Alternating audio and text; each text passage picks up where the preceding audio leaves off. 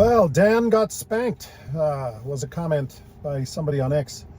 So there's a lot of controversy about the whole Elon Musk situation with him starting this new political party. Now, whether you agree with it or not, there are things starting to come to the surface that are more bothersome to me than the fact that he wants to start a political party, a third party. Now, as an investor, I kind of don't care what he does. Of course, I want Teslas to be successful. I believe it will. And I'm not in the camp of, hey, you're the CEO of a company I'm investing in. Stop doing that. I'm worried about my investment. I'm not in that camp. I believe people should have the right to do whatever they want as far as how they run their company, how they live their lives. And if you don't like that, go ahead and sell the stock.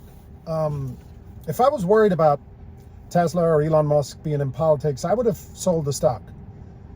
But I'll tell you what I'm more worried about.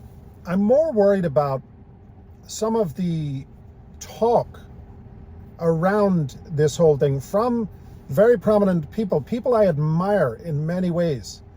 And I'm going to use the first example is Dan Ives. Dan Ives is a market analyst, and he's highly respected. I respect Dan a lot. I mean, I really do. But he made some points this morning about, the fact that Elon Musk shouldn't be doing this whole political thing, shouldn't be involved. And that's fine. You can make statements like that. But the one statement he made that really bothered me was Elon Musk, as a CEO, should not be allowed to get involved in politics or run for politics, like run for office. And I really, really, really disagree with that. And I'll tell you why. And again, if you're worried about Tesla, sell the stock. But I have a big, big problem with anybody who challenges freedom of speech in any way, shape, or form. And I have a big problem with anybody who suggests that any individual in the United States, if it's legal for them to do so, that they should be prevented from running for office.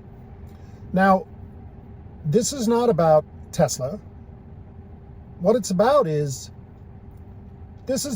people don't realize, do you know how many politicians retire from politics and then get job offers with big, huge corporations to sit on their boards?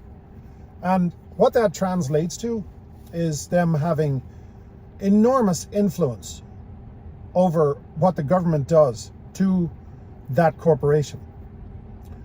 So Dan, here's the point. If you want to prevent Elon Musk from running for office, how about we prevent politicians from heading up big giant corporations? I'm going to guarantee you, let's get back to the whole thing about the EV tax credits, which don't affect Tesla, and I'm going to get to that in a minute. Do you have any idea, as an American, how many former politicians sit on the boards of fossil fuel interests? I mean, do the math on that. Don't take my word for it.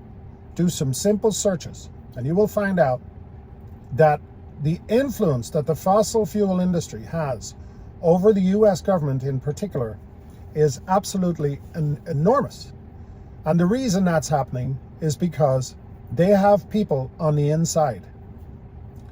Now, Dan, though I disagree, of course, with what he said, I think he may have opened up a whole big can of worms. And by the way, somebody else posted, the reason Dan got spanked was one of the responses to his comments came from Elon Musk. And it was a very simple comment, 3 words. It said, "Shut up, Dan." That's a powerful statement in so many ways, because the "shut up, Dan" meant many things. Number one, he disagrees with him. And number two, if you can tell me to shut up, I'll just tell you to shut up. But the problem, Dan, is if everybody shuts up, then we are totally being controlled by the government. Now, we know that the pushback from Elon Musk has nothing to do with his ego or anything else. Here's the fact of the matter, and you're going to realize this very, very soon. You're already seeing, if you have done anything as simple as pulled a permit to build a building, or pulled a permit to take down a tree on your property, as I'm going through. Now there are fees upon fees upon fees upon delays. Every department you deal with in the government, even in your local town, you have to go through 5 different departments to get something simple done. I filed a permit to have a tree removed from my property, which, by the way, is rotting. It's rotting from the inside out. If a hurricane comes and I'm in a hurricane-prone area, that tree is going to fall on my house. And by the way, if that happens, even if the permit is in process, which it is, the town are not liable in any way, shape, or form. Think about that for a minute. This is something that should be acted upon immediately. On top of that, even though the tree is rotting, I have to do what's called mitigation. So when I remove that tree, I have to plant 3 more trees in its place. And they have to be a certain width and a certain, there's a term for that. Sorry, but you can Google it. It's very simple. So it has to be 2.5 inches in diameter, the ones that I'm planting. Now I can choose to plant 1 tree of 2.5 inch diameter, but then they have a formula that they factor in, that they figure out, where I can pay a fee to a thing called the tree bank. Now, on the outside, you would think, oh, that's nice. I pay a fee and then they buy trees to put in other places. That's not how it works. The tree bank is literally a bank that's funding the already enormous government that shouldn't even exist. I mean, this is crazy. So this is going to get worse and worse and worse. And you know that Donald Trump just guaranteed that we go deeper in debt. When we go deeper in debt, what that means is the government goes deeper in debt. And who pays the government? We do. So prepare for your fees to go up and up and up and up. And you are going to see fees. California, for instance, just passed a law. It's like a community policing law, where if your neighbor calls on you and says, they're having people over at their house, it's really loud in there, they will just mail you a fine. They'll just mail it. They'll just send it in the mail. So this is going to get worse and worse and worse because the government is bankrupt. And now you have a very reputable guy named Dan Ives telling a CEO of a corporation that he shouldn't be involved in politics. Totally disagree with that, Dan. We need to take a look at the retired politicians who are involved in big corporations and understand where the corruption lies. Now, the other story that's coming out this morning is Mazda have decided to cancel an SUV, EV that they were planning. It was a larger one, but more like a family type SUV. And they have canceled that. Here's the bottom line. The reason they have canceled that is the $7,500 tax credit is going to destroy them. And this is what people don't realize. The only company that can survive the $7,500 tax credit going away is Tesla. Don't let people kid you into believing that Tesla can't survive this.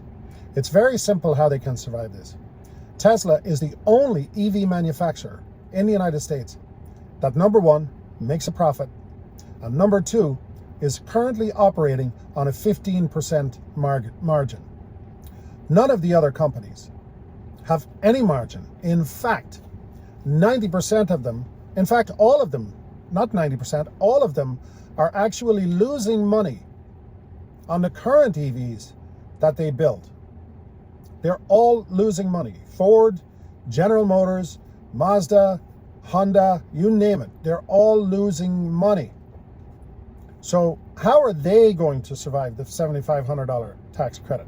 In other words, if it's true that people are going to stop buying Teslas because of the $7,500 tax credit, wouldn't that mean that they're going to stop buying everybody else's?